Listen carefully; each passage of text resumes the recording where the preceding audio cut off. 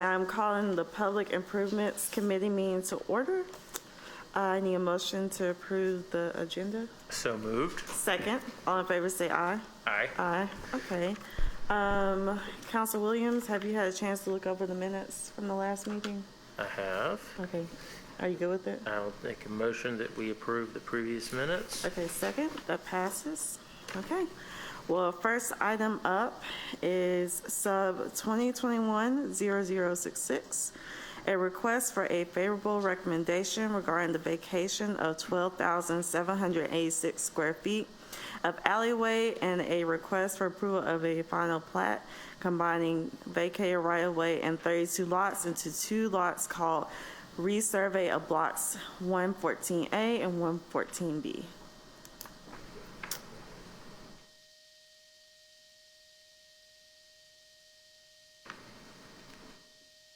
Good afternoon.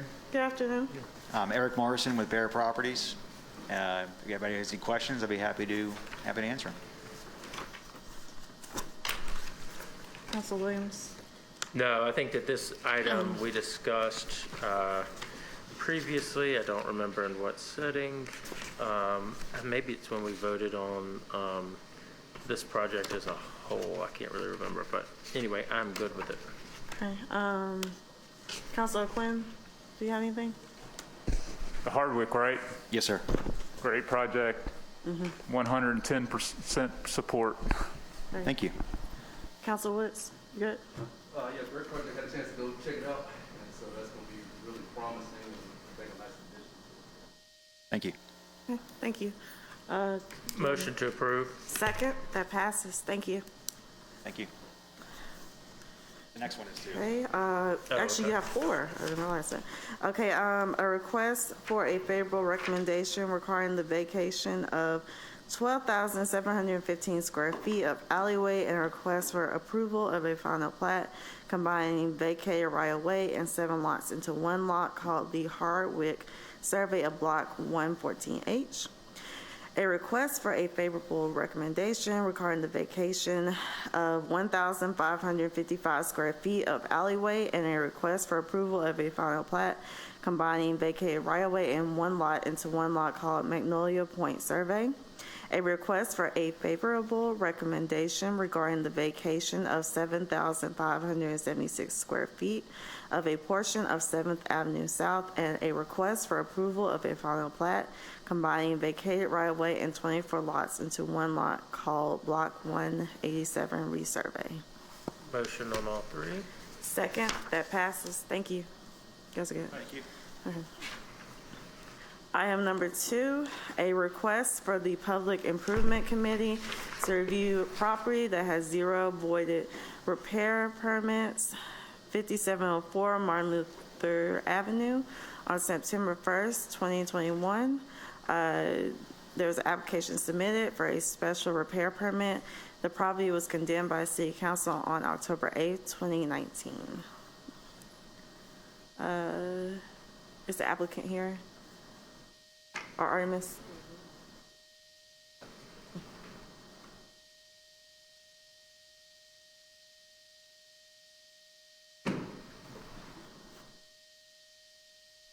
Artemis Willis, Planning Engineering Permits.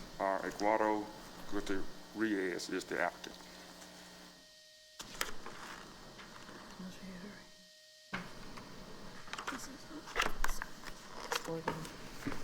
This is the one.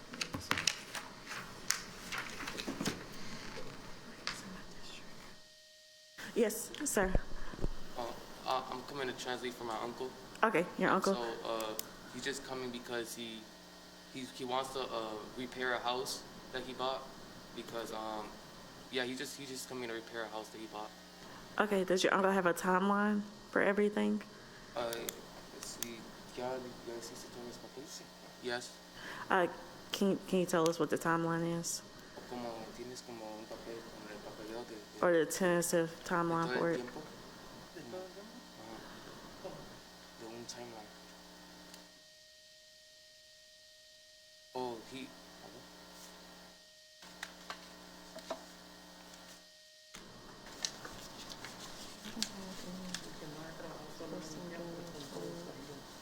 Oh, I want think he has a timeline of it.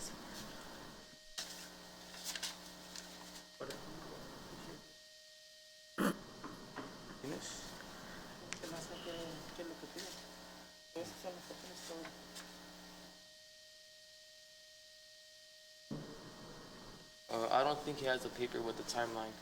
Okay, we just usually just ask how long they anticipate it'll take to clean everything out and to work on it. But we'll just make sure Artemis keeps up with you, and we'll ask Artemis for updates in about 3 months. I'm sorry? Well, usually we have Artemis. We'll just check in with Artemis to see how your uncle is progressing, and we'll just talk to him in a few months to see how he's doing. All right. Yeah. Okay. Okay, thank you. Council Williams, do you have any questions? No, I agree with Councilwoman and Chairlady Smitherman. I think that so I'm confused though. Who applied for the The uncle, he doesn't permit? speak English. Oh, okay. And did you help him apply, or was? ¿Quién es el que te ayudó a hacer la cita? Pero ¿quién te ayudó con el papel, digo? Con firmar todo. ¿Quién me ayudó a firmar? Sí, como hacer el papelito. Nosotros, entre nosotros. I think my dad helped them. Okay, Okay. it's all good. I just wanted to make sure that we were being clear that we wanted to make sure that we see progress. Yeah, okay. Yeah, so, okay, well, is there a motion? Yep, motion to approve. Second, thank you. Thank you. Next item, a request to review property that has 0 voided repair permits at 312 Oregon Street. On August 25th, 2021, the application was submitted for a special repair permit. This property was condemned by City Council on July 23rd, 2019. Is the applicant here, or Artemis, do you want to? And the applicant is M2B Design and Contractor, LLC. Yes.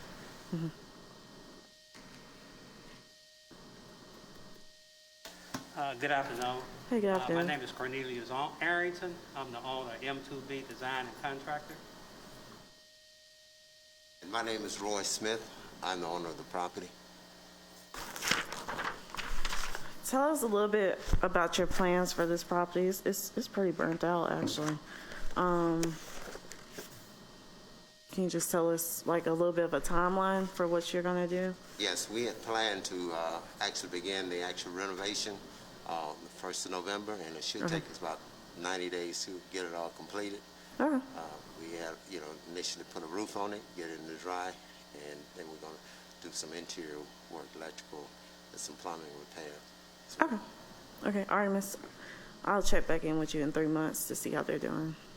Council Williams, do you have any questions? Just motion to approve. Second, that passes. Thank you. Okay, thank you. Thank you, Artemis. Okay, so item number 3, coordinate code enforcement update. Katrina Thomas, Michelle Inman. We've been waiting for you all for a while with this code enforcement. I know. We've been excited about coming as well. I'm Katrina Thomas. I serve as Interim Deputy Director in the Department of Planning, Engineering, and Permits. You all normally see me with zoning items, but I've had the privilege of helping alongside Ms. Michelle Inman with the Mayor's Office and leading an effort to basically get a handle on our code enforcement issues. And so we're here prepared to give an extensive presentation on code enforcement. We do have representatives from Department of Public Works and PEP, and our coordinated effort is represented in the room in case any additional questions come up. So before you should have packets that includes the presentation and also some supplemental information that we provided about the various code enforcement processes. And so what we really want to start at is just really identifying, and I think we're all on the same page with what our citizens want. They want a safe and vibrant neighborhood. They want elimination of blight and vacant and abandoned properties. There's a snippet here, Goal 1 from the comprehensive plan that states that blight is substantially eliminated in Birmingham neighborhoods over 20 years. We hope to accomplish that before then, but it has to be priority given to a comprehensive and integrative approach to eliminating blight and vacancy under a unified management system and coordination. So we do know that our citizens want more effective code enforcement, and they also want to know where and how to get their complaints to the right person, and those complaints be addressed in a timely manner. And they also want what we call a CETA certified approach to dealing with the public. We're dealing with us as public servants, and that's just us being, basically pursuing the customer service, the efficiency, the effectiveness, the transparency, and accountability. We know that our citizens are expecting that, you all are expecting that, and that's our commitment to, handle complaints in a timely manner and at least follow up. Sometimes things happen quickly, sometimes they can't happen as quickly, and so we try to maintain that effective communication to set those expectations. And so the next slide talks about just how do we get here. It just puts things into perspective as it relates to just being honest about our population decline and us no longer being the largest city in the state. And so that didn't happen overnight. Just overall, the loss of manufacturing jobs and along with racial and economic segregation that perpetuated poverty and created pockets of isolation. The decline in population led to an increase of vacant property throughout the city, and that impacted our ability to serve the public. So these challenges have not gone away, and they're reflected in how we operate now, but we're hoping to have a plan that helps to resolve some of those issues. So I'll go into a little bit of detail about where our population is now, which is a 5.4% decrease since the 2010 census. And then the 2015 to 2019 information from the Census Bureau shows that we have 44.9% of owner-occupied housing, and that's one of the lowest in the state. And so that gives us indication that we do have quite a bit of rental properties in the city. There are over 12,000 tax delinquent properties, and 8,000 of those have structures. And then a lot of times we have to get to the root causes of some of these issues. And so our median income level is a little over $37,000 a year, and there are 25.9% of persons living in poverty in our city.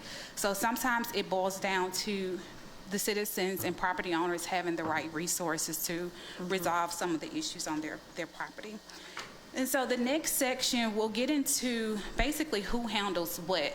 So when you hear the term code enforcement, sometimes you don't know if that's public works, if you don't know if that's PEP. And so we've broken down the primary players. There are 3 primary players as it relates to code enforcement. Department of Public Works has the sanitation ordinance inspectors who process and investigate nuisances associated with the 11880 nuisance code. And they also house the housing inspectors, and they enforce the International Property Maintenance Code. And then in PEP, we have zoning violations that are addressed, condemnation, demolition related requests, and then building inspections is also another area of code enforcement within PEP. The Birmingham Police Department, they handle business compliance in coordination with finance and also parking enforcement. There are also secondary players involved in code enforcement. OCA, they have a tremendous role in a lot of this and just helping to identify legislative policy gaps and misalignments with practices, prosecuting cases in municipal court, taking litigation as needed, and advising staff, which they do have to do that quite often, on interpreting procedures, and then they obviously help with drafting ordinances as well. Municipal court's role is imposing penalties and encouraging behavior changes. Sometimes there's a misunderstanding that municipal court judges can actually abate property. They cannot. They can only impose penalties and arrest citizens. They try not to do that, but they do not have the power to actually order abatement. They try to do that by imposing penalties so that citizens can come into compliance. And then you all, that's why we're here today, because this all requires teamwork, it requires a partnership, and so the ability to adopt ordinances is in your plate as well, and so we want to be a driving factor with that. Other important players are the Land Bank Authority, Community Development, Birmingham Fire and Rescue, and our Office of Customer Service. So the next slide, it shows a picture of a house with common code violations. And we show this picture to just identify how one particular house could have over 10 different code violations occurring on that property. There could be things like yard maintenance standards, inoperable vehicles, junk, trash, parking, maintenance of the structure, condition of the structure, outside storage. This particular property has an illegal dwelling unit, and then you see the prohibited business that's also occurring on this property. And so obviously our goal is to get to a point of resolution so that none of these violations are occurring, but we show this to shed light on how there are so many different areas of code enforcement that can touch this one house. So there could be 5 different inspectors to go to this house to write up various types of violations. Those violations could end up in court at different times. And so a part of our effort is just being more unified and having more coordination as it relates to addressing issues that occur on property. So we have identified some of those overlaps, especially with parking. That's handled by zoning, the police department, and public works. And so how do we grow from here? So we have we're being honest, we're just identifying that there are some current inefficiencies as it relates to how we practice code enforcement, and our goal is to build and create a unified code enforcement strategic plan, and that requires partnerships with all of the different departments, and recognizing challenges, and just making sure that we're tailoring code enforcement efforts to the individual land use. And so a lot of times, there are so many different issues. There are businesses that may not clean up their parking lots, there are apartments complexes that may not be emptying their dumpsters. And so if we can have a more strategic, unified, and organized approach to it, you can have a team that just specializes in focusing on certain issues. And so our strategies include just developing neighborhood typologies, because all neighborhoods are not the same. There may be code enforcement issues across the city, but they're not the same exact code enforcement issues throughout the city. So we want to make sure we're creating equity and balance with that. And then there are also some strategies that we looked at with looking at other cities who have incorporated this strategic code enforcement process. And that includes assigning inspectors by community or neighborhood, creating a vacant property registry, a rental property inspection and licensing registry, just having a wide variety of enforcement tools so that we're more systematic in how we do things and not just complaint-driven, but we're also data-driven and performance-driven so that we can see what's effective where.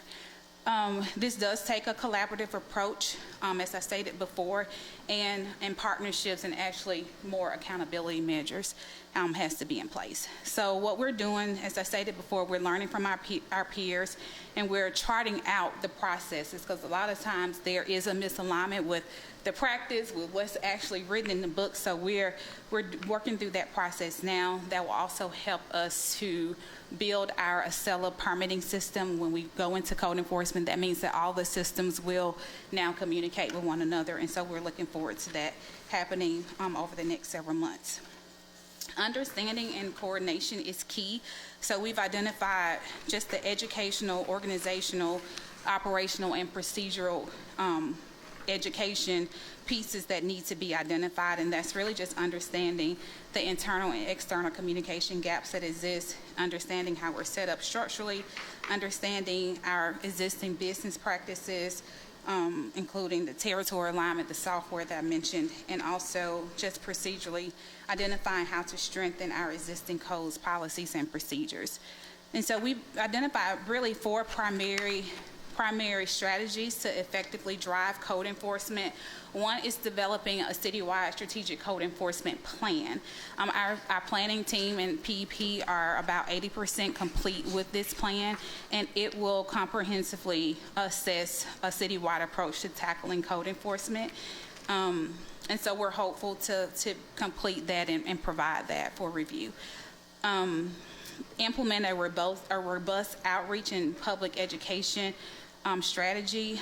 We know that there are some citizens who just don't know that they're violating city ordinances, and so we hope to create some outreach strategies that will help prevent enforcement action and just be more proactive about how we handle enforcement.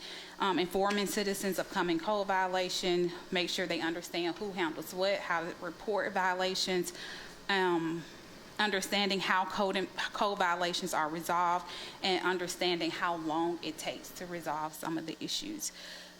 We also identified that there is some state and local and state legislative and judicial cooperation that's needed, with increasing fines or penalties that's needed, better handling repeat offenders, and also amending laws to help ensure that, again, we're aligning practices with policies that should aid in the overall code enforcement effort.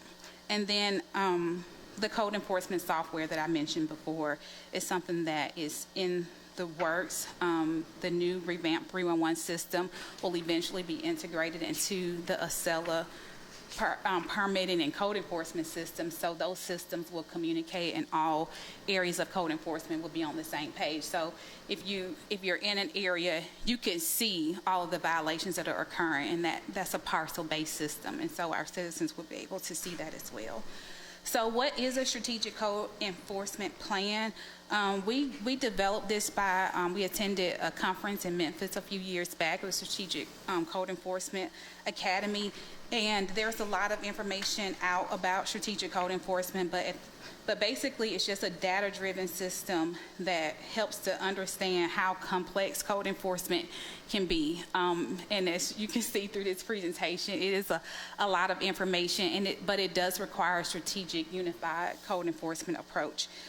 We have to recognize that one size doesn't fit, it's not a one-size-fit-all approach. And so, again, it has to be a comprehensive anti-blight strategy that's not just about land and building, but also about community building and capacity building. And again, being transparent and accountable is key. So some of the things we've done so far and are doing with the Strategic Code Enforcement Plan is that we're getting feedback from those who are on the ground. And so we've sent out surveys to existing staff to get their feedback on the current state of code enforcement in the city. We're also looking at those best practices from other peer cities, and then just analyzing code enforcement here at the city, which departments handles what, how enforcement operates, and what are the gaps. And so, again, I stated we're already going through this process mapping process and looking at how all of this is tied to neighborhood revitalization and then just overall eliminating blight. So the next slide, it identifies some of the gaps and issues that we've identified in terms of lack of education and awareness and managing expectations. Sometimes territory alignments could be a little fragmented. And so there's opportunities to look at that and evaluate that to, like I stated before, code enforcement is split up in several different areas. And so there may be some opportunity to to consolidate areas of code enforcement. Obviously, there's a staffing shortfall in some cases, so hiring more inspectors would be a resolution to resolve that issue. The lack of centralized and coordinated parcel-based tracking software, lack of implementation action strategies, outdated codes or ambiguous language that's in existing codes, and then noticing and servicing procedures. And then we've also identified that there is a gap with our Hispanic resident and just educating them. And so we recognize that we need to partner with HIPAA and other organizations to help better inform those citizens. So the next slide is where we need partnership from the City Council. and our state legislators to look at some possible ordinance amendments. One is one that we're working on right now, so an amendment to the solid waste ordinance that will require, that will lower the number of units that require a dumpster. And Councilor Quinn, I know you've asked about that multiple times. So that's something that is coming, prohibiting bags and just identifying other ways that we can strengthen our solid waste ordinance. And then the technical code amendment to either require a construction debris removal plan when contractors come in for permits, or just strengthen the way we coordinate those efforts with building contractors just dumping construction debris on properties. And so they will not, we currently have practices in place now that will hope to prevent them from getting their CO until they clean the site up, but we need to put that into an ordinance and make that more clear. Mobile car wash and vending, which we talked about that a little bit. There are some opportunities there, and then the rental property and vacant property registry will give us the opportunity to look at all the vacant properties and help prevent some of the issues that we're seeing by having property owners who have vacant properties or rental properties come in and do an annual registry, and that at that time they'll be notified of all the compliance-related regulations that they will have to abide by in order to continue to rent property. And then weed abatement law, just updating that and clarifying language there, especially for repeat offenders. And Hey, so let me stop you right there, if you don't mind, since we're about halfway through. I just want a chance for my colleagues to ask questions, because you gave us a lot of great information. Thank you, but I know they probably have questions about the first half of the presentation. So, Yes. Council Williams, do you have anything right now? I want to come back to you. Sure. No, yeah, I have a lot of questions about it. Thank you very much. Yeah. I appreciate it, and thank you, Madam Chairwoman. On this, I've noticed that you have that there's both A-post and non-A-post inspectors that are sending things, in essence, through the municipal court system. How many A-post inspectors do we have? I think in Public Works, they can confirm, I think there's just one in Public Works, and then I think we utilize the police department to help with those services. Okay. And it's my understanding, and correct me if I'm wrong, in this, listen, you're not on trial. So Yeah, I know it sounds like Yeah. this is been a frustrating thing for the council, because the council is the group of body that collectively gets the emails, phone calls, knocks on your front door, pull you over in the grocery store and demand, that we really get the code enforcement communication Yes. a lot. And so when I ask you this, it's not pointed at you in any way, but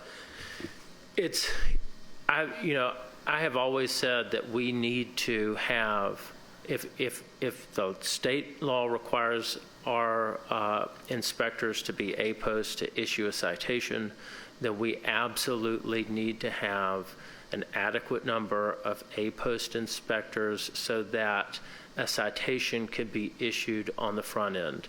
When you look at the Birmingham Municipal Code, it is clear to me, and I know that the law department might disagree, that we have said that designated members of Public Works can issue citations without being A-post. But if we're going to take the stance that inspectors must be A-post, we've got to find a way,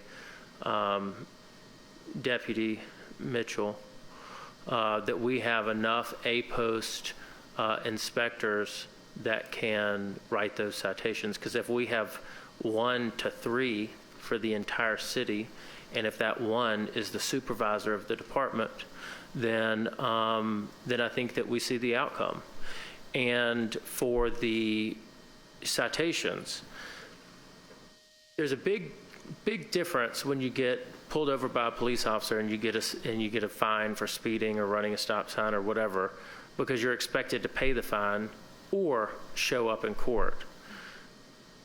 With the way that we have code enforcement done, you're issued a summons to show up in court. However, if you don't show up in court, there doesn't seem to be a punishment. And it doesn't seem that the city of Birmingham has the resources to make the people show up in court. What I mean by that is that we have very limited ability to serve a summons to whoever the suspect or violator or whatever we're calling the person that is supposed to be summoned up to court. We don't have the resources or the financial capacity to actually serve them. If it's going to be legal, we obviously have to serve them. And it's my understanding that we have not been serving them. And that the reason that we have such a low court case count is not only because of COVID, of course, where we were not hearing these cases for an extended amount of time, but also because we haven't been able to serve them. And so as a result, while we do have a process, I feel that that's the real break in the process, is we have a way of making sure that there is a high percentage chance that the offender is not going to have to show up. And then when they do show up, some people say that we run a charity court, which is fine, but I think it's very frustrating, not only for the inspectors that are writing it up 9 times, but it's even more frustrating for the council member that's getting the phone calls about the one property that they just can't do right, but the neighbors that have to live next to it. And so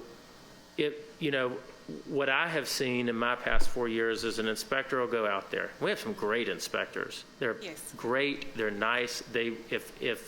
If they come to the neighborhood meeting and someone says there's a problem with property ABC, they're out there the next morning, and they usually CC me on an email with the whatever, and we have great inspectors. I just don't know if they have the power that they need to do their job, or maybe the breakdown is further along. And so what I think that we really need to focus on is having those A-post inspectors, or the ability to have a citation written up front, meaning either you pay the fine, $200, $300, whatever makes sense, whatever the number is. I don't know how much a ticket costs now. Whatever makes sense for the type of violation, that you pay that, or you show up in court. And there's something very different about that when you get a fine to pay or show up in court, or you get an FTA. That's a very different, you remember usually to pay the ticket instead of, I'll show up, I won't show up, I'll wait for the rocket docket where I can give some canned goods of old expired food instead of paying or whatever we're doing. So I really, really want us to focus on the ability for, after the code enforcement officers issue the citation. And a lot of times I've found that the code enforcement officers give the individual a chance to do right, because I do agree that there's an educational component to it. And they might say, hey, look, you can't have whatever, wash and dry on your front porch. Go put it on the back, wherever.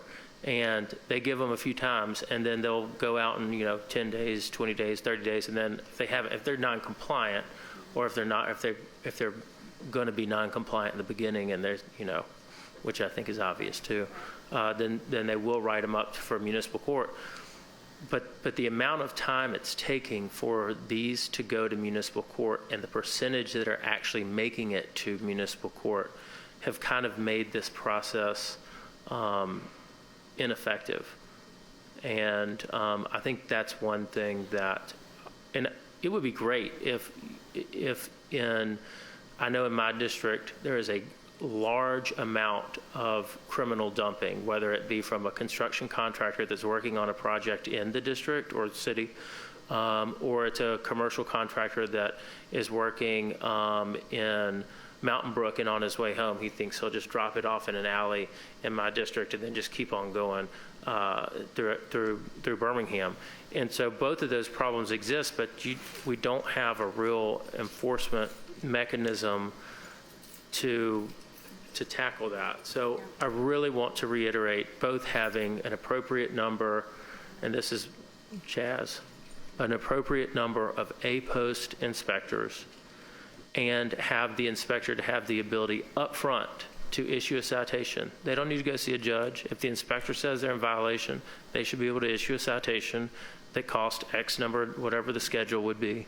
And then if they want to fight that in court, obviously that's the right to do. But we have not been able to serve. Do we have any data on how many people were able to issue summons to municipal court out of the total? Municipal court may track that information.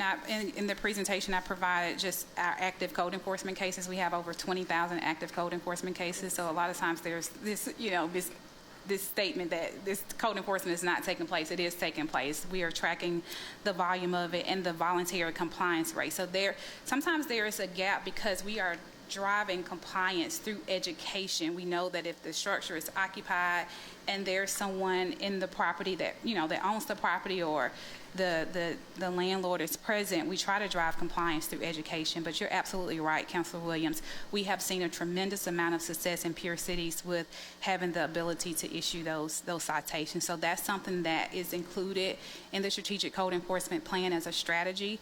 And also we're working with OCA and municipal court to see how we can actually implement that. And obviously there will be some funding resources needed to implement that. But it is something that we have identified as a strategy that will be more effective than our current processes.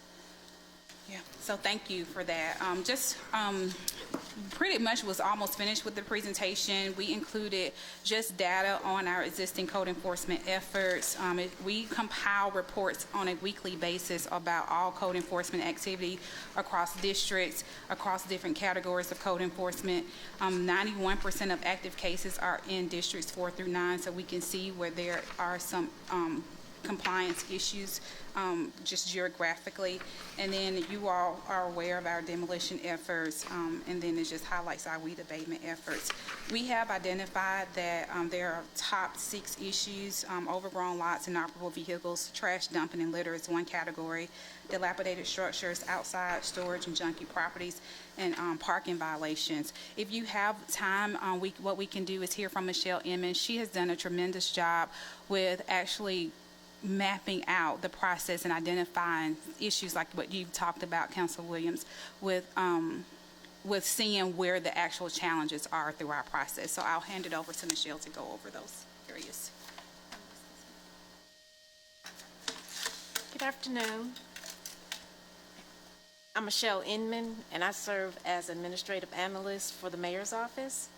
And as Ms. Thomas said, I really focused on the processes to be able to identify kind of where are the gaps, and then kind of get to the point to really set expectations of the time frame that it's actually taking to get these processes done, these violations enforced.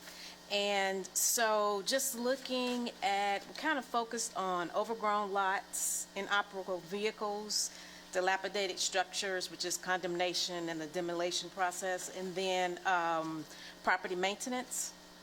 So just looking at the inoperable vehicle, it could take 14 to 120 days to get it resolved. And in some instances, it's very difficult to enforce. And even with the overgrown lots, it could be difficult to enforce. I mean, you think about, you're getting weed abatement and you're looking at 40 to 90 days, but your grass is growing, the weeds are growing 3 days. You cut it and 3 or 4 days later, the weeds are growing back. So, and also looking at the condemnation and demolition, it could take up to 120 days, and then the housing practice maintenance can be up to 120 days. So I actually drill down with a lot of flow charts, and I created a report for you to actually go through each process that we're going through now and kind of giving you a general idea of the time length that it takes for each step. And right now, just looking at the current processes that are in place, we've identified that we really need to work it on maybe streamlining the process. And also there is an issue like Ms. Thomas mentioned, that you can have one particular property that has many violations, and they can have repeat violations. And if you have one violation, the process has to be repeated all over again.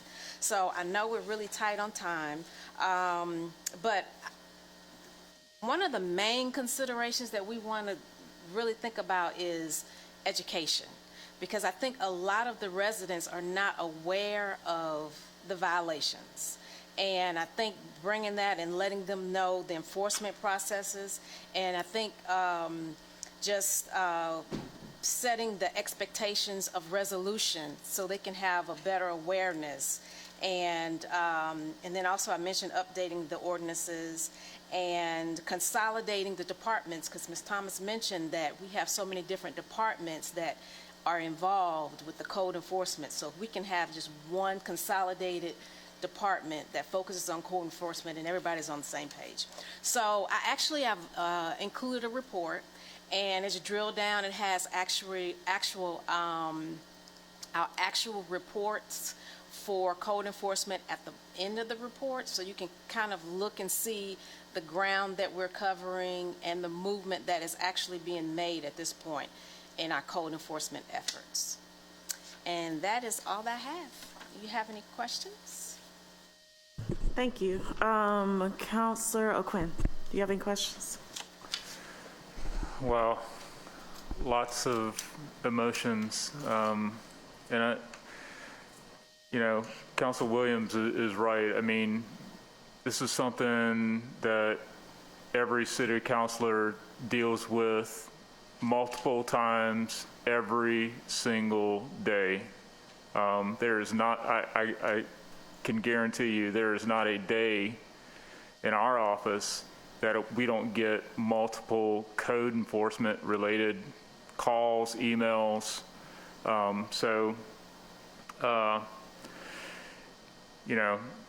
Lots of emotion kind of built into this, and that's why I'm sitting here listening.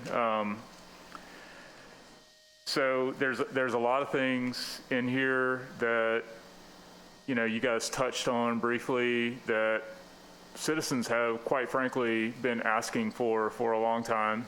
I've been doing neighborhood work for a long time, and while I was president of the Citizens Advisory Board, we took on the rental property registration. We asked for the administration at the time to take action on that and move it forward. The vacant property registration ordinance was partnered alongside that at the same time. So residents of the city of Birmingham have been asking for those two things in particular for at least 7 years. And, that was just when it got on my radar. Those, initiatives had started before I became aware of them. So I say that to say that there is public support for moving those things forward. And on the rental property registration ordinance, I'll say I have had rental property owners come to me and ask, for us to do that. They get better tenants when the neighborhood, improves. Again,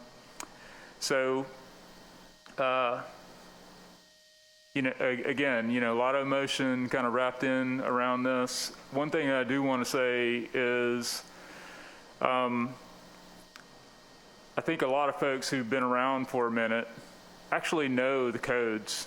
Under the Kincaid administration, he actually, had a booklet produced and was sent to every single household.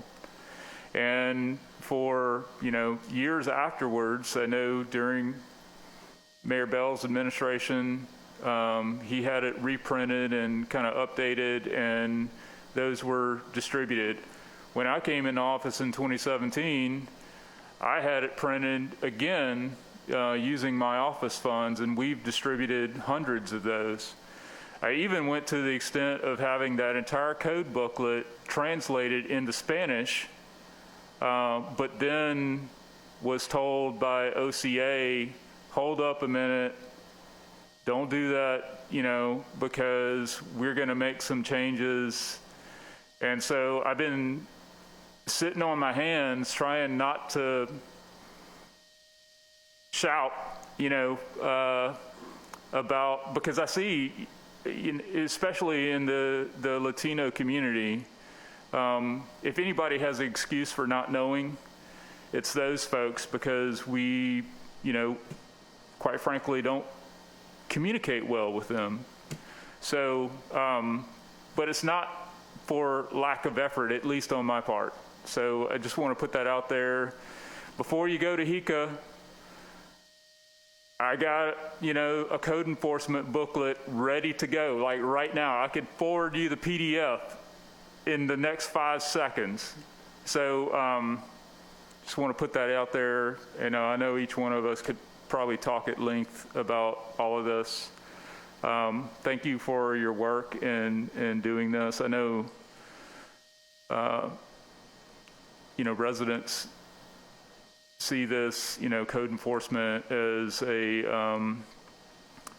top 3 issue, in every neighborhood. It doesn't matter what neighborhood you're in. It's a top 3 issue all over the city, and we've needed some major reform for a long time. I emphatically agree with Councilor Williams that, in most cases, we don't need to go to court. The court dockets are already tens of thousands of cases behind. So, we have to have some alternative rather than bringing all of these cases to court. And I think, issuing a citation on the spot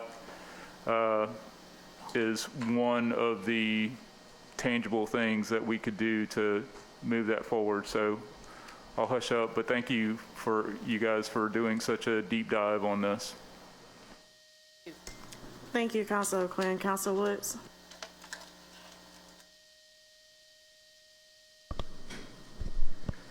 Thank you, Madam Chairman. Thank you for letting us know that you were doing this today. Like I said, this important topic touches everybody directly, and it sounds like the administration is kind of looking at this through a new lens, and so I'll just kind of be brief and just offer some feedback and kind of wait for that finalized strategic plan to kind of talk further. But I think, one, just more visibility is important as far as what exactly is going on. I know a lot of times, and they may feel the same way, but my office feels a lot of times like an extension of code enforcement, because we're gathering issues.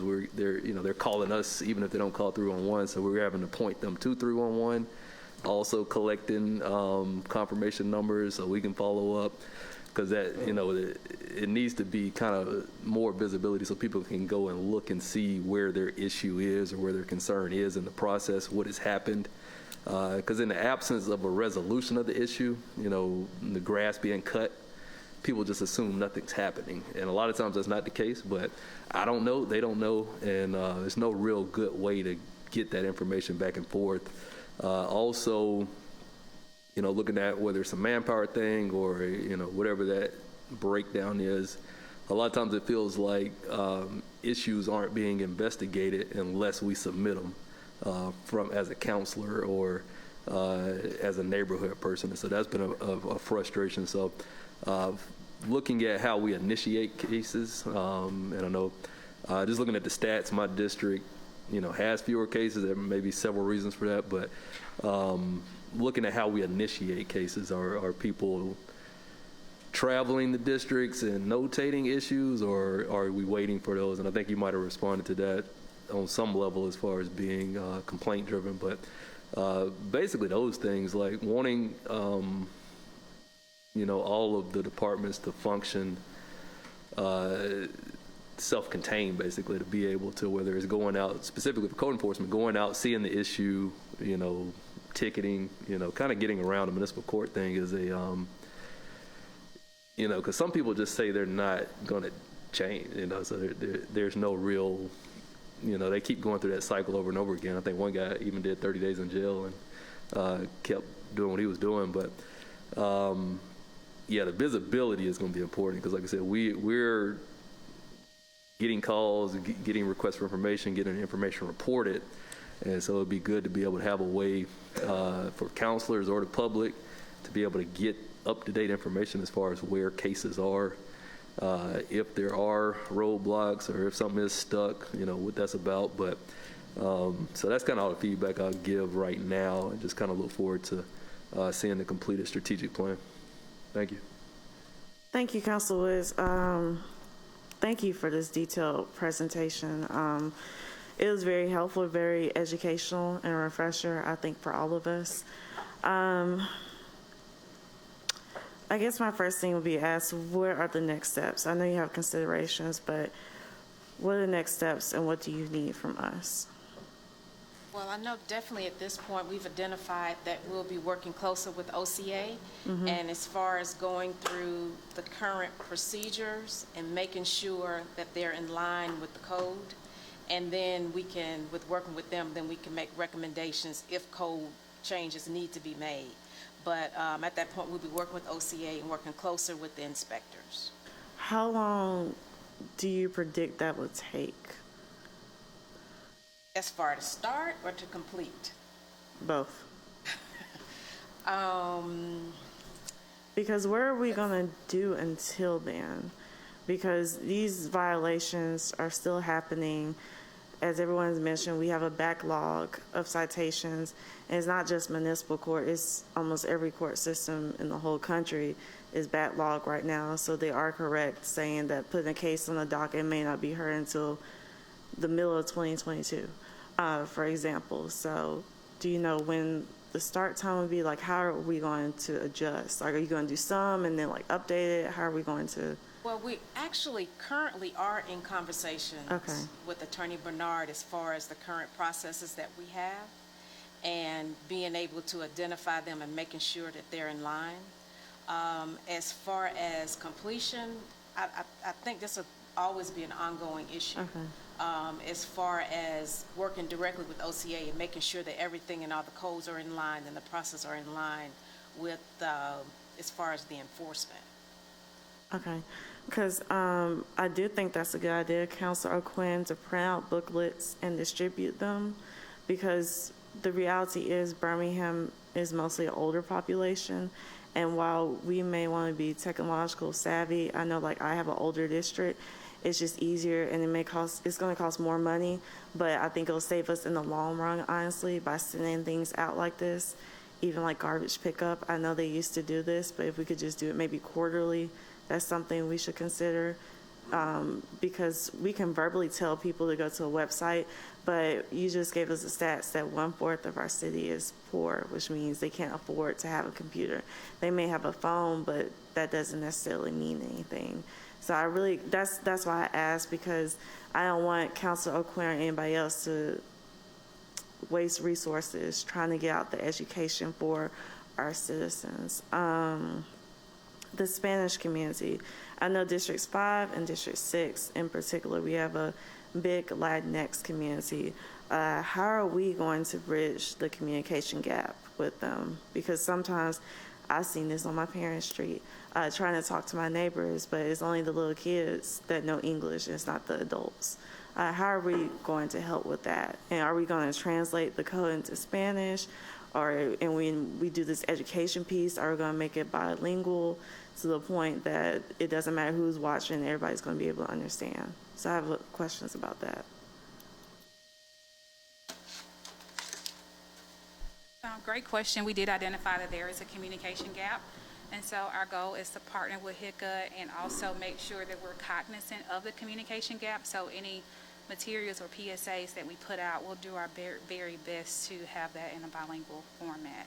But we have recognized that it is a gap, and it is something that we have to address in our future communication. And so our overall goal today was to just provide the big picture, the bird's eye view of what's going on from a more, comprehensive perspective, so that you can recognize that it's not a quick fix solution.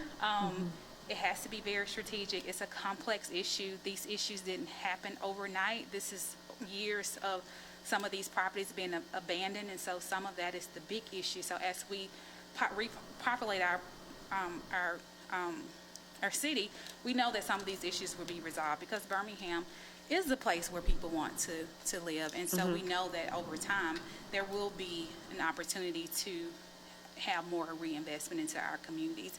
And so in terms of a timeline, there are several strategies that we need to employ, and all of those will take various amounts of times, but we just wanted you to be aware that there are several strategies that we're working on, and combined, it should help to revitalize our neighborhoods and eliminate blight over a period of time. But we're going to continue to work at it and make sure that we're partnering with you all and helping to fill this gap. So when do you think the educational campaign will kind of kick off? Some of that has started. So if you recall the anti-dumping campaign with the dummy campaign, that was one of the pieces that came out of the coordinated code enforcement efforts. Also, the Taking Pride Where I Reside initiative. Those are all strategies to increase awareness and make sure that it's not just the city's responsibility to help clean up the city, but it's also the community's responsibility as well. And so you've seen pieces like that. We hope to do more of that. And so we'll continue to work with our Office of Public Information to provide, information to help educate. Some of that is websites, some of that may be booklets, some of that may be door hangers, and a lot of it takes place when code enforcement officers are just in the area and they say, hey, you're violating this particular ordinance. And so that education sometimes has to be a dialogue and actually aligning property owners with the resources. So an elderly resident, they may not have they may not understand having to go to court. So coordinating with our community development department to provide information on programs like facade improvement programs or the critical repair programs are things that we want to do more of. Okay. I just really thought about this. I think it would be really great because I know Council Williams has done this. I've done this. If maybe like twice a year, I don't know if we have time, just walk with the counselors in the district and kind of let us show you what's going on. Because our inspectors, we are short-staffed and we acknowledge that, but I know it's very helpful to have them ride along with me in the district and having us talk to people, because I can remember one constituent in particular, he was doing something he wasn't supposed to do. We came to talk to him a couple of times and it was resolved in the next 6 months. So I do believe that having that partnership and communication does really matter. Taking Pride Where I Reside, that was actually a conversation I had the mayor about doing a pride campaign throughout the city. I kind of want to see offline we can revise that, because I know, like, with my district, I've mentioned to them about cleanups, and sometimes they respond, sometimes they don't. I just really want it to be a pride campaign, really to have all 9 councilors input into this, because I think a lot of what is happening, like illegal dumping, if it's coming from inner city, that's just people who just throw down trash and think, hey, like we've been saying, I'm not going to get fined, I'm not going to get in trouble, or you'll see people being like, I'm not going to pick that up, why should I have to pick that up? That's what I think like a pride campaign really needs to be about, is, okay, you didn't throw it down, but you still need to pick it up, or something like the anti-litter campaign that Councilor Woods needs to be doing. I think we need to expand that citywide and get input from everyone. I think that'll also help as well.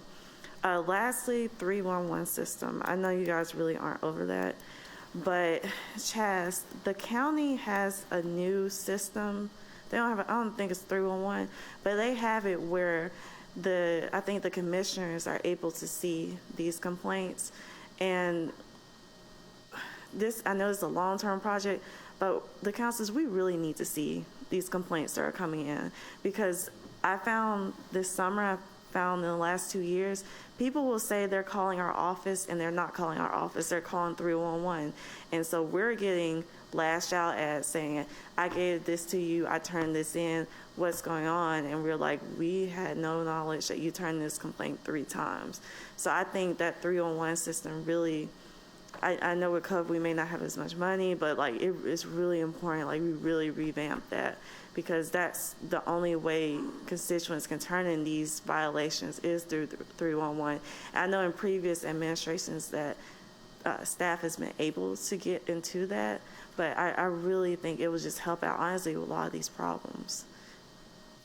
I actually saw a glimpse of the new system, and so that is something that is in the works. It will provide more hands-on to citizens and you all as well, where you will be able to enter a complaint, see other complaints in your area, and also communicate back to a certain degree with inspectors who are actually on site, identifying that investigation, and it will provide for a lot more transparency as it relates to code enforcement and educating along the way to say, hey, we have identified this as an issue, we're investigating it, but at the same time, it will take some time to resolve. So setting those expectations early on is key, and also tracking the different actionable items that are associated with responding to that complaint. So that's part of the Okay, good. So, and that's more to, I think, Councilor Quinn asked me this in a previous committee about the council approved the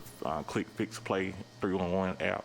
So we're almost fully integrated that system into our 311 system. So we don't want to piecemeal just giving the council just like random reports from 311. We want to give you a very robust report with using that system once it's fully integrated. We're still, I think we're right on target for it to be implemented in December of this quarter. Okay, great. So hopefully that doesn't have any hiccups, but that will be the mechanism that the council and the citizens can log into, download the app, and see what is the process of all the 311 complaints. Okay, great. Okay. Well, I guess we look forward to seeing more details, the update report in the next few months. So thank you so much. And thank you to all our inspectors. I see Deborah out there. You guys really are doing a great job. Hopefully for the next couple of budgets, Council Williams and I kind of talked to the mayor about this 2 years ago. We can find some money possibly to hire some more inspectors, because I think that'll help out a lot more too and cover more ground. So thank you so much. Anybody else have any more questions? Everybody's good? Okay. Motion to adjourn. Second. Thank you, everyone.